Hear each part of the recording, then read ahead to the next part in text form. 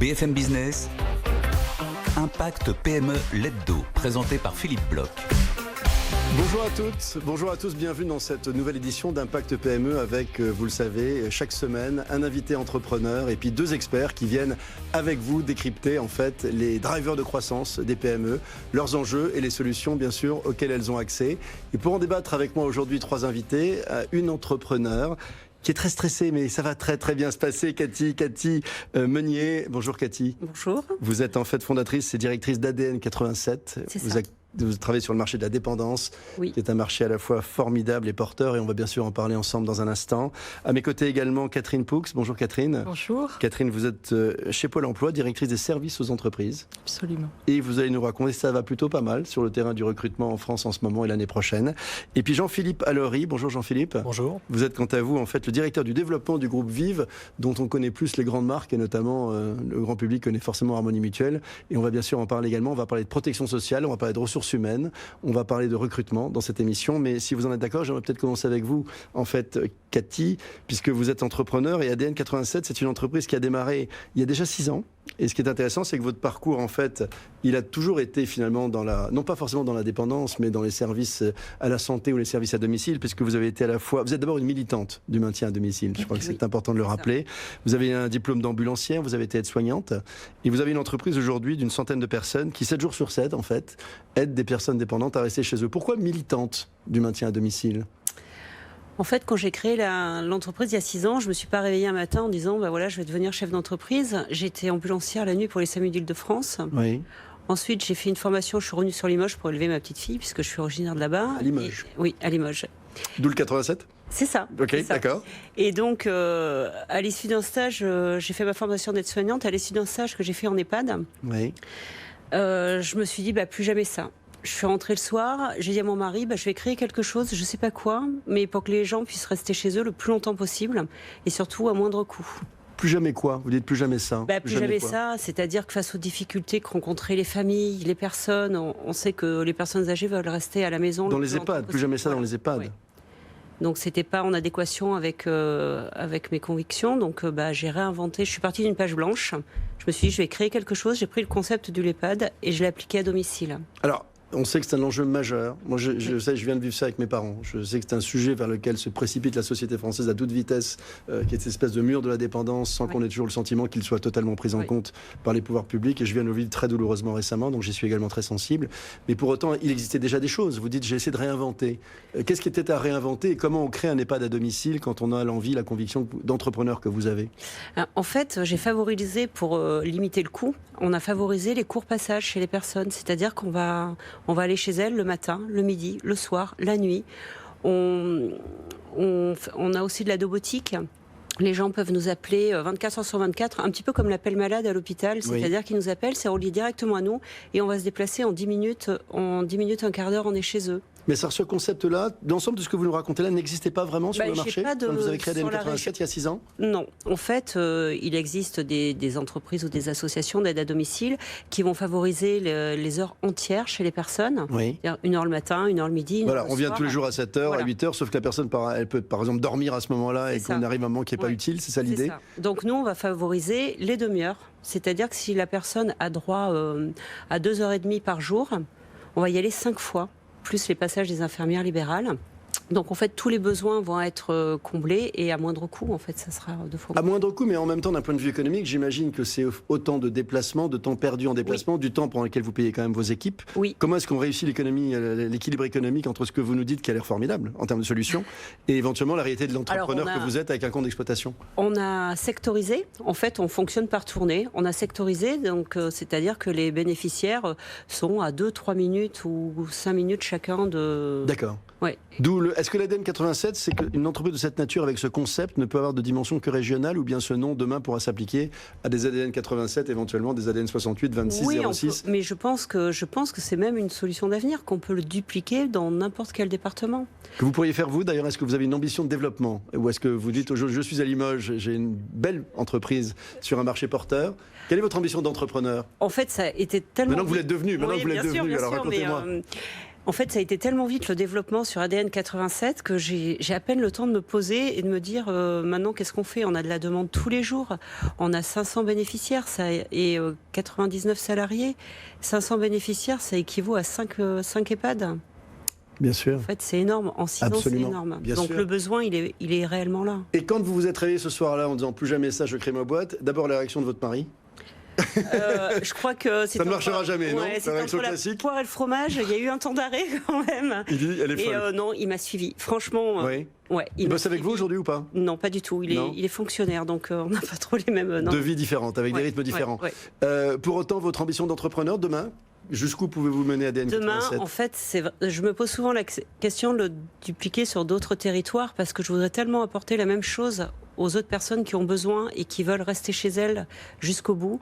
Donc effectivement, je me pose la question de le développer dans d'autres départements. 90 personnes, quand on n'a pas prévu qu'on croirait aussi vite, ça pose des problèmes de protection sociale, des problèmes sociaux. Je vais forcément me tourner vers le groupe Vive pour lui demander un petit peu comment lui peut répondre à ce genre de problématiques. Mais quels sont vos soucis en la matière?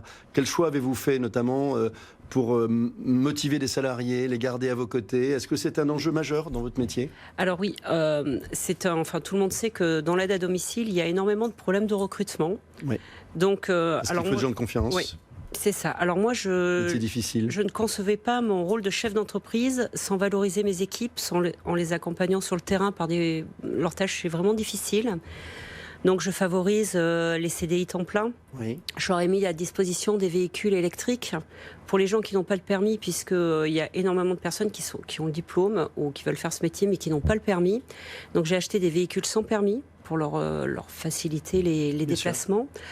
On essaye de les payer un petit peu plus que le SMIC. Ils ont des avantages en termes justement de tous les choix qu'on va peut-être voir ensemble quand on... Ils ont la mutuelle. Ils ont une mutuelle. Ils ont une mutuelle entreprise, oui. Alors on va venir peut-être vers vous en fait avec le groupe Vive.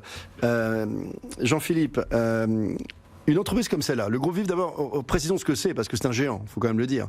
Et en plus, c'est un nom qui est récent, donc rappelez-nous ce que c'est. Alors, d'abord, nous sommes, nous aussi, des entrepreneurs, puisque notre baseline ou entreprise à projet, puisque c'est la tendance des entreprises à projet, nous sommes des entrepreneurs du mieux vivre. Alors, c'est votre signature. C'est notre signature. Et qu'est-ce que ça veut dire être entrepreneur du mieux vivre? C'est de considérer que l'assurance santé, puisque nous sommes des mutualistes, donc des mutuelles, absolument, il y en a beaucoup. Voilà, il y en a beaucoup. Dans le mais quand même, juste pour vous donner un chiffre, un Français sur 7 est couvert par un régime de santé ou de prévoyance chez nous. D'accord. Et quand j'ai vu quand même, il y a 10 millions de personnes. Voilà, 10 millions de personnes, donc 40 000 salariés. millions, 45 000 salariés, 10 milliards de chiffre d'affaires et un nombre presque immesurable de militants, parce que nos militants, ce sont des personnalités politiques actives, des administrateurs. C'est quoi militant d'ailleurs? Quand on dit 10 000 militants, un militant au fond, c'est quoi? C'est quelqu'un qui croit à nos valeurs, au mutualisme. Et qui croit au mutualisme, oui. et à cette idée de l'entrepreneur du mieux vivre. Alors l'entrepreneur du mieux vivre, c'est quoi? C'est de dire, c'est une ambition d'il y a maintenant presque 3 ans, qui est de dire la santé c'est bien, couvrir la santé c'est bien, mais si on veut vraiment s'occuper des citoyens, il faut aller plus loin, et aller plus loin, c'est s'occuper de la santé, c'est s'occuper des services, et dans les services vous allez trouver une gamme de produits qui sont parfois comparables à ce que vous faites, et pas en concurrence, on cherche nous des offres complémentaires, des services à la personne. Alors on va avoir des hôpitaux, on a des EHPAD, mais on a des services aussi d'aide à domicile. On fait la crèche gagne l'entreprise, on fait la crèche gagne l'entreprise, c'est tous les berceaux pour les jeunes mamans dans les entreprises, et puis vous avez les centres optiques mutualistes, et puis vous avez les pharmacies, et puis vous avez les ambulances, enfin voilà, vous avez tout on va dire le médico-social, et puis vous avez une troisième activité beaucoup plus récente qui est via une prise de participation dans le logement social Arcade Vive, le fait de s'occuper aussi de l'habitat, parce qu'on considère que l'habitat est un déterminant de santé clé. Donc on a là trois process, 3 métiers: l'assurance, prévoyance, santé patrimoniale, hein, pour faire simple, santé, prévoyance, Donc on met la épargne. retraite également, j'imagine. Retraite, bien sûr. et puis en parallèle de ça, le champ médico-social, et puis l'habitat, et puis peut-être on évoluera plus tard vers l'alimentation, pourquoi pas. Alors, Mais tout ce qui sont les déterminants de santé. Avec cette idée-là qui est que la santé, la complémentaire santé, hein, la mutuelle comme on l'appelle souvent, Oui. elle aura vocation de plus en plus à solvabiliser un besoin de service. Parce qu'au final, dans tout ce que l'on décrit là, le grand enjeu, il est de trouver des financements pour faire. Donc, couvrir une visite de généraliste ou de pharmacien, c'est bien. Un dentiste aussi, faire en sorte que les prix soient le plus bas possible, c'est toute la notion des réseaux, ce qu'on développe, hein, par exemple avec Calixia. Ça, c'est une chose. Mais au fond, on est dans un produit qui est d'abord largement répandu. Hein, 98% des Français, 99% sont couverts.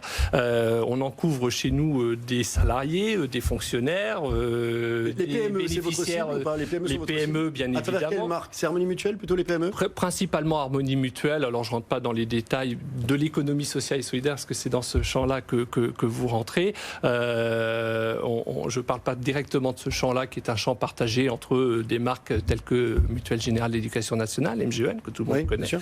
et puis Harmonie, mais principalement porté par Harmonie. Et ces entrepreneurs de PME ont des besoins spécifiques ou pas? Parce que Oui. souvent, ils ont des besoins à la fois pour eux, en termes même patrimoniaux, enfin, ils sont dirigeants patrimoniaux, ceux qui regardent cette émission notamment, puis il y a ceux de leurs salariés, la qualité de vie au travail, enfin, tout ce qui sont vos enjeux pour faire. On va venir bien sûr au problème du recrutement, parce qu'il faut recruter des bons, il faut les garder, on va venir bien sûr sur le recrutement, mais pour autant, ils ont des besoins spécifiques, ces PME ou pas? Les besoins spécifiques, ils sont de deux ordres. Ils sont par la nature d'activité pour les salariés et puis la nature de statut. Les salariés, j'ai envie de dire d'un côté, même si j'aime peu cette frontière, et puis le dirigeant de l'autre. Oui. Et avec bien souvent un dirigeant qui se préoccupe de la santé de ses salariés, plus ou moins, mais quand même plus que moins, parce que exactement ce que vous décrivez, vous avez envie de les mettre en situation de réussite, vous avez envie qu'ils servent parfement vos clients, vous avez envie de les garder parce que c'est pas facile de les acquérir, de recruter. de les Donc, recruter. vous avez cet effort-là. Et puis bien souvent, en face de ça, ce que l'on observe, c'est que les laissés pour compte, entre guillemets, ce sont les dirigeants eux-mêmes. Qui s'occupent moins bien d'eux que de qui leurs salariés s'occupent, parfois. moins bien, voire pas du tout, alors qu'en réalité, ils sont dans Cathy une dit c'est vrai. situation... Vous êtes d'accord là-dessus? Vous occupez Ouais, moins c'est bien de vous que de vos J'ai pas le salariés? Ouais. Est-ce que c'est bien raisonnable? Non, mais Votre santé est un enjeu majeur? ouais, j'ai pas le temps d'y penser. Ouais, mais si Ouais, vous lâchez c'est la vrai, barre, c'est tout le monde Ouais, craque. je sais bien, je sais bien. Qu'est-ce qu'on peut Ah bah, lui je dire peux- dans je ces peux cas-là? vous- Quel est votre pitch Je vais là-dessus? vous donner un chiffre et un pitch. Un chiffre, vous avez 2 fois plus d'entreprises qui font faillite au décès d'un dirigeant. D'accord. D'accord. Donc, Donc ça, c'est un en chiffre bonne qui santé, parle. vous avoir en bonne santé. Cathy, on a besoin de vous. C'est pas très une chose. réjouissant ce que Et vous avez, Au contraire, il a raison, il a raison. Et je vous donne un Il autre s'occupe de votre chiffre. avenir. Vous avez 84%, c'est une étude statistique récente, 84% des dirigeants qui considèrent que leur santé a un impact sur leurs résultats économiques. Et donc, en face de ça, la réponse, et Allez-y, le pitch, très vite. c'est la protection augmentée. C'est de dire, la question n'est pas de vous offrir ou de mettre en œuvre une couverture santé, c'est de vous mettre en place tous les moyens qui vont permettre de vous protéger et de protéger votre capital santé, votre capital patrimonial, votre famille, pour vous permettre de vous concentrer sur votre business. Jean-Philippe, vous donnez votre carte à Cathy après l'émission. Catherine Poux, on parlait des gens, encore faut-il avoir des collaborateurs qui sont chez vous, qui Oui. sont les bons, qui ont envie de rester. Pôle emploi, en fait, dont vous dirigez le pôle du service aux entreprises, est là en grande partie pour ça. On évoquait à antenne des chiffres qui sont plutôt bons, en fait, en ce moment sur le recrutement. Alors peut-être disons déjà un mot avant de parler du service aux entreprises de Pôle emploi. Bien sûr. Donne-nous quelques éléments, notamment des chiffres importants, 45 millions de visites mensuelles sur le site de Pôle emploi, je crois. Oui, effectivement. Enfin, ce qu'on peut peut-être dire juste Allez-y, je vous en prie. au démarrage, c'est qu'effectivement, les projets de recrutement en 2019 Oui. sont en forte augmentation. Plus 350 000 projets de recrutement anticipés par les entreprises en 2019 par rapport à 2018. D'accord. Et 2 projets sur 3 concerne des entreprises de moins de 50 salariés. Des PME. Donc des PME. C'est un vivier voilà, on a toujours dit que c'était la extraordinaire. force vive de la France. Totalement. On l'a toujours dit. Donc des opportunités de recrutement majeures, mais aussi parfois des difficultés. Et quand j'entendais tout à l'heure ce que Cathy Meunier disait sur l'importance qu'elle accordait aussi aux conditions d'exercice, à l'attractivité, au fait de pouvoir attirer des candidats potentiels, c'est un élément extrêmement important.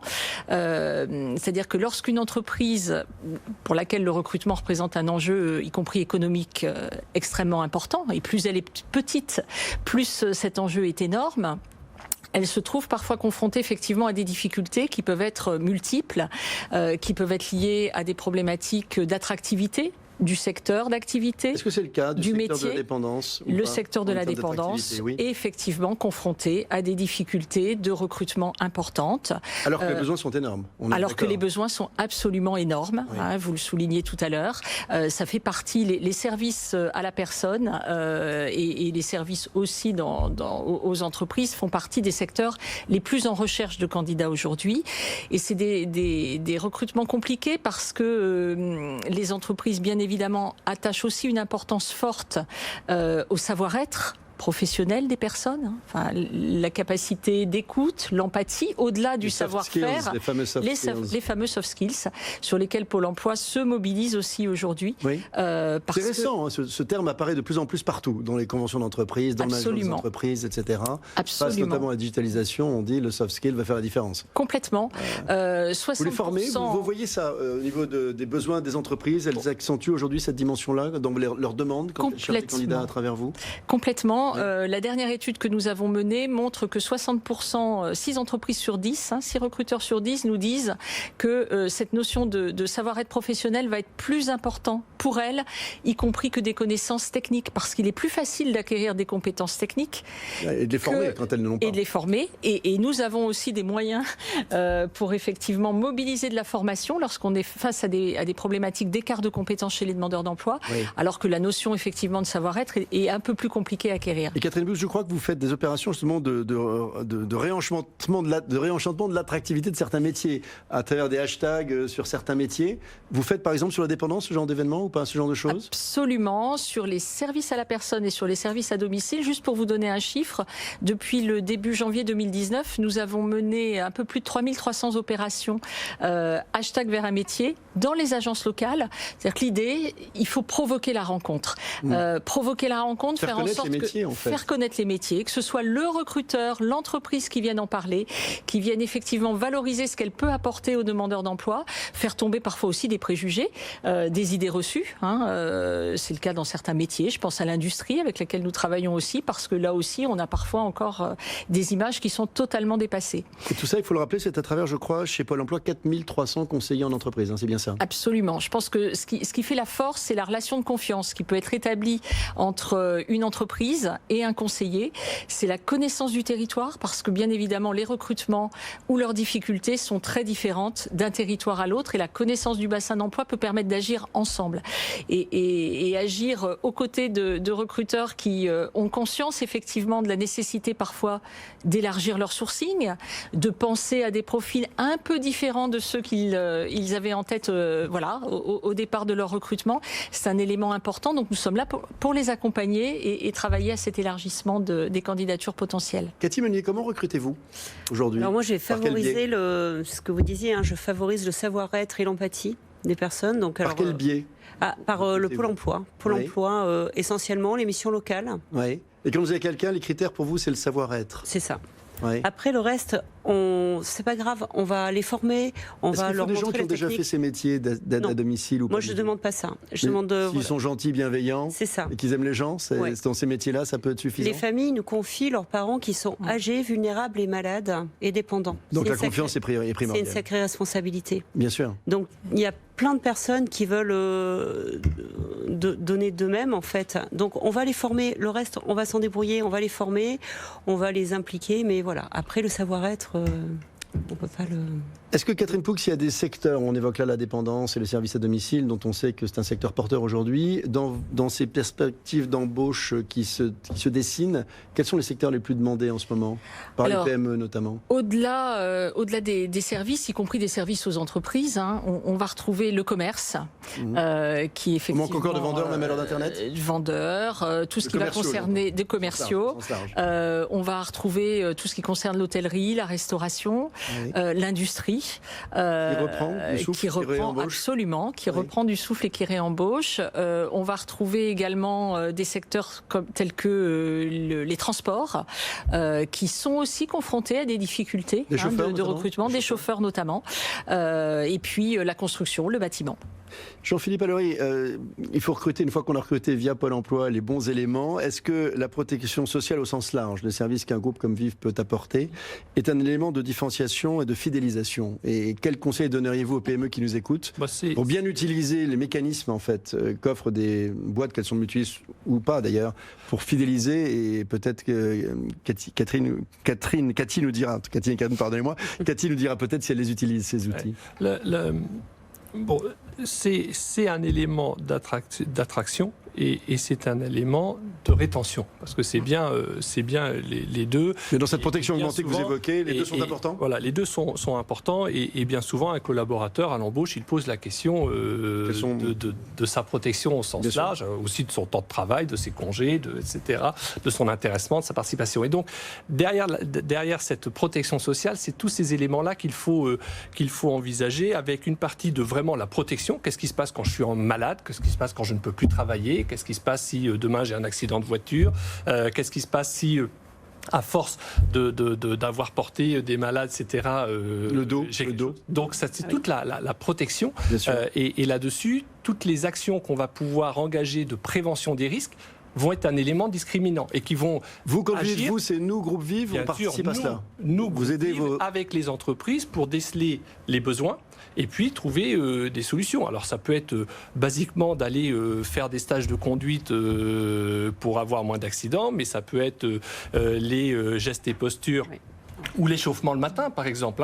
L'échauffement le matin, quand on a à porter et à manipuler dans toute la journée, c'est des éléments qui vont réduire de manière considérable. C'est votre job aussi, ça. Donc ça, c'est notre job et c'est de plus en plus notre job. C'est-à-dire que la partie assurantielle, indemnisation, elle ne doit venir que lorsqu'il n'y a plus de recours. C'est la partie contractuelle un peu, ça. C'est la partie contractuelle. Après, il faut autre chose. Tous les services qu'on va mettre en amont. Donc vous avez cette question de la protection, vous avez la question du care en santé avec tous les programmes de prévention, de nutrition, de travail sur les addictions, parce que dans le monde salarié, on n'en parle pas assez, mais la question des addictions et des entrepreneurs de la même manière d'ailleurs. De l'addiction des entrepreneurs. Les addictions des entrepreneurs, avec des statistiques qui montrent par exemple que les femmes entrepreneurs ont une consommation d'anxiolytiques très sensiblement supérieure aux femmes entrepreneurs. Je regarde Cathy, je ne vois peut-être pas. Vous avez un gros travail de prévention et donc uniquement soigner en donnant des lunettes ne peut suffit pas suffire. Et puis vous avez deux autres briques qui sont émergentes mais très importante, c'est ce qu'on appelle la balance entre vie privée et vie professionnelle. Et donc tout ce qu'on peut apporter et ce que vous faites par certains aspects, parce que quand vous avez un collaborateur d'entreprise qui peut se reposer sur une entreprise comme la vôtre, et bien forcément il est plus à l'aise à venir travailler. Donc ça, c'est l'équilibre vie privée, vie professionnelle. Et puis le dernier point, ce qu'on appelle le enjoy. Le enjoy, j'adore ce mot. Alors dites-moi ce que vous en faites, vous, chez vous. C'est tout ce que l'on peut mettre en œuvre dans les entreprises à destination des salariés et qui vont aller de la pratique du sport à l'abonnement pour faire de la trottinette pour être plus vert que... Mais ça, c'est aussi la mission du groupe Vive, de faciliter la mise en place. C'est notre mission. C'est ça la protection du mieux vivre. C'est ça, c'est d'apporter cette protection extrêmement large aux entreprises, aux donneurs d'ordre, qui vont les permettre de les soulager. Quand on est dans une PME, je pense que c'est un élément qui est central. Le dirigeant d'entreprise n'a pas que ça à faire, il a ça à faire, mais il n'a pas que ça à faire, et donc lui apporter ce soutien-là et ce support global va lui permettre d'apporter une réponse et donc de travailler à cette attractivité et cette rétention. Merci Jean-Philippe Allery. Catherine Poux, une dernière question. Je regarde le chrono, il nous reste à peu près 2 minutes au total. Encore une question à chacune, très brève. Catherine, qu'est-ce qui explique ces bonnes perspectives en fait? L'ambiance en ce moment est meilleure, vous trouvez? Est-ce que l'état d'esprit est meilleur, plus positif? En tout cas, les entrepreneurs de PME, c'est clairement, j'allais dire, une dynamique économique et des besoins qui sont bien captés par les entreprises. Et automatiquement, dès lors où il y a effectivement une augmentation des besoins, parfois en volume conséquent à un moment donné, automatiquement des tensions peuvent apparaître, d'où l'importance de travailler sur tous les leviers que sont l'attractivité dont je parlais, que sont l'adaptation et les actions de formation qui peuvent être mobilisées. Auquel vous participez, vous aussi, à Pôle bien emploi, évidemment, vous là-dessus? Complètement, oui. en formant des personnes qui ont un écart de compétences par rapport au profil attendu. Vous faites un audit avec le candidat nous mobilisons des préparations opérationnelles à l'emploi. Voilà, nous pouvons aussi permettre à une entreprise d'accueillir entre une durée d'une journée jusqu'à 1 mois un demandeur d'emploi en immersion professionnelle pour que et le candidat et le recruteur d'ailleurs puissent effectivement, avant d'initier un recrutement, se forger une conviction et s'engager durablement dans une activité. Cathy Meunier, faites-moi rêver en conclusion. Dites-moi comment vous allez développer ce joli concept et réussir à couvrir la France d'ADN 87 en 30 secondes. Je pense qu'en 30 secondes, c'est vraiment en valorisant les équipes et les salariés. Je pense que c'est eux la clé et c'est eux, plus ils seront bien, plus on pourra se développer. En tout cas, je trouve votre concept superbe et j'espère qu'il bénéficiera au maximum de Français dont les parents nécessitent qu'on s'occupe d'eux. Merci infiniment à tous les trois. Je rappelle, Cathy, que vous êtes en fait la fondatrice et la directrice d'ADN 87, mais soon to be everywhere. Donc vous serez partout bientôt. Catherine Poux, vous êtes la directrice des services aux entreprises de Pôle emploi et Jean-Philippe Allery, vous êtes le directeur du développement du groupe Vive pour cette protection augmentée, nouvelle formule des salariés et des dirigeants français. Merci à tous les 3. Quant à nous, on se retrouve bientôt pour une nouvelle édition d'Impact PME. Bon week-end à tous. Ciao.